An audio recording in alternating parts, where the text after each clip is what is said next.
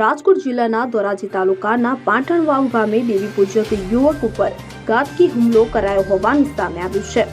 મળી આવતી જાણકારી અનુસાર પાટણવાવ ગામે રિક્ષા ચલાવતા 35 વર્ષીય દેવી પૂજક યુવક રાણાભાઈ લાખાભાઈ ડાબી પર તે જ ગામના શખ્સે હુમલો કર્યો હોવાનું સામે આવ્યું છે।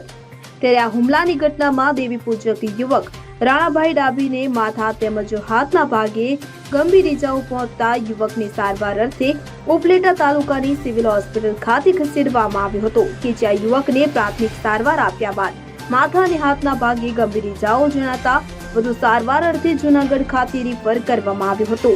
તો આ ઘટનાની જાણ પોલીસે થતા સમગ્ર મામલે તપાસ હાથ ધરી છે। સરફરાઝ કોડી સાથે CN24 ન્યૂઝ ઉપલેટા।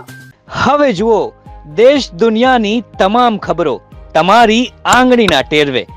ઉઠાવો મોબાઈલ અને ગૂગલ પ્લે સ્ટોર પરથી ડાઉનલોડ કરો અમારી CN24 ન્યૂઝ મોબાઈલ એપ।